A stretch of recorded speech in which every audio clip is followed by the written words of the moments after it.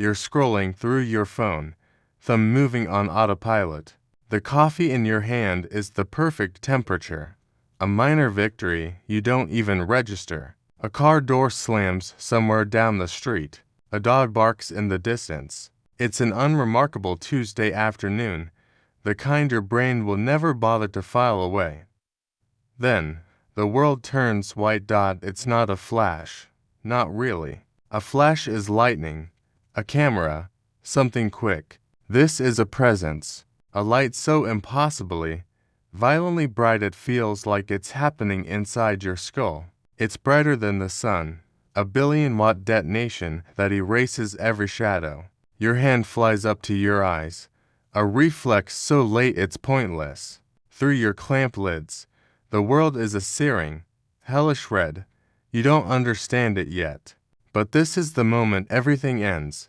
The silence is the strangest part for a single, suspended second. Then the air itself seems to change. It's not a sound, but a pressure, a physical force, invisible and absolute, slams into you before your brain can even register fear. It throws you off your feet, the coffee cup exploding against the pavement, the phone skittering away into a gutter that no longer exists. Your shoulder hits the ground, pain a bright, distant signal lost in the overwhelming chaos. The sound arrives not a bang, but a continuous, earth-rending roar that doesn't end, a sound you feel in your teeth, in your chest, in the marrow of your bones. Then comes the heat. It's not like standing near a fire. It's like being inside one. A wave of impossible temperature washes over you, searing the back of your neck, your exposed hands. You feel it pulling the moisture from your eyes, from your lips. Nearby, a parked car's paint bubbles and blackens. A trash can melts into a puddle of plastic. The roar subsides into a dull, ringing hum in your ears, and you push yourself up on trembling arms. You look around. The street is gone. It's not damaged. It's rearranged. Trees that were green are now blackened.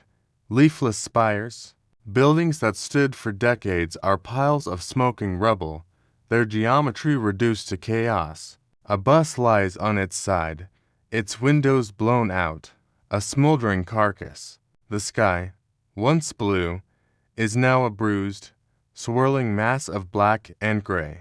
And at its center, on the horizon, a monstrous column of fire is climbing into the stratosphere, a terrible, beautiful mushroom cloud that your brain struggles to process. And in that moment, looking at that shape, a shape you've seen in history books, in documentaries, in nightmares, the confusion crystallizes into a cold, sharp point of understanding. This wasn't a gas main. This wasn't an accident. The scale, the light, the cloud. It can only be one thing. This is nuclear war. The thought is a stone dropped into a frozen lake. All panic, all confusion, shatters and sinks. In its place is a raw, primal clarity, a survival mode so ancient it bypasses thought. You have to move. You have to get inside. Now. You scramble to your feet, the world a blur of dust and noise. Sirens aren't wailing, there are no sirens. Just the crackle of new fires and the distant, horrifying symphony of collapsing structures. A woman stumbles past, her face a mask of gray dust, her mouth open in a scream you can't hear over the ringing in your ears. You don't look at her. You look for a door, a basement, anything. You spot the concrete stairwell leading down to a parking garage, its entrance miraculously intact. You run for it, legs feeling like they belong to someone else. You make it down the first flight of stairs as a fine, gray ash begins to fall. It's not snow. It's pulverized concrete, insulation, bone. It drifts down silently, coating everything.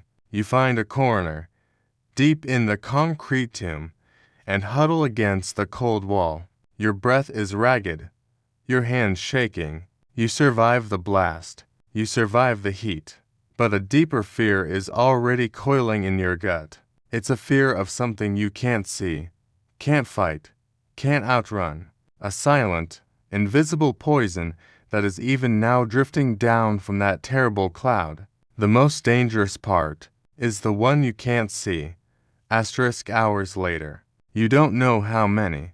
Your phone is a dead, cracked brick. There's no signal, no internet, no emergency alert. Just a blank, black screen. The dust in the air is thicker now, settling on your skin, making your throat feel like it's lined with sandpaper. You don't dare leave your concrete shelter, though you can hear the crackle of fires from the street above slowly begin to fade.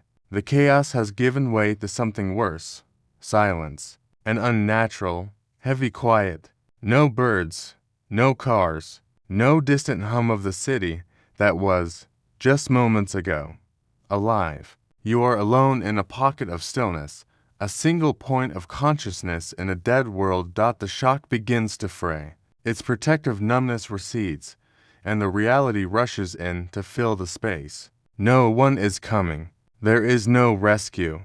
The government, the news, the concept of help, it all evaporated in that white light. You are not a survivor of a disaster. You are a remnant. The fear shifts, transforms. It's no longer about the immediate threat of the blast. It's about the next hour, the next day. It's a long-term, low-burning terror that settles into your bones. You start calculating how much water might be in the pipes, how long before you have to go out and look for food, how long before the invisible poison in the air makes that choice for you. Days later, you ventured out twice, quick, terrified trips. The world is gray, coated in a fine, ashy dust. The familiar landmarks are gone, replaced by a jagged, unfamiliar skyline. You found a few bottles of water in a collapsed convenience store, your fingers brushing aside a layer of fine powder that you try not to think about. You're hungry, a hollow, gnawing hunger that makes you weak. Your head aches with a dull, persistent throb. You tell yourself it's from dehydration, from the stress, from the smoke you breathed in the first day. But in the quiet moments, you notice a metallic taste in your mouth, a strange, pink flush on your arm. You push the thought away. You have to keep thinking about the next thing. Water, shelter, staying out of the wind-blown dust. The concepts of safe and healthy are gone. Now, there is only functional and not functional. The world has changed in a way that feels permanent. There is no normal life to return to. There is no system. The grid is dead. The pipes are dry. The laws, the customs, the idea of society, it's all just a thin layer of civilization that has been peeled away, leaving only the raw, indifferent earth. You are not waiting for things to go back to how they were. You know, with a certainty that sits in your chest like a cold stone, that this is not a temporary crisis. This is not a storm to wait out. This is the new reality. You sit in the doorway of your concrete tomb, looking out at the silent, gray world. The sun, when it breaks through the ash-choked sky, is a pale, watery disk, offering no warmth. You think about all the plans you had, the trivial worries that filled your days. They belong to a different person, a person who existed before the sky went white. You survived the explosion, but that was just the first second. Now, you realize with a terrible clarity, survival isn't about living anymore. It's not about rebuilding, or hoping, or finding a way back. Those words have lost their meaning. It's only about the mechanics of it now. How long can your body endure the thirst? How long before the invisible poison finishes what the blast started? How long can you last in this new, quiet, empty world? The world didn't end with a bang. Not really.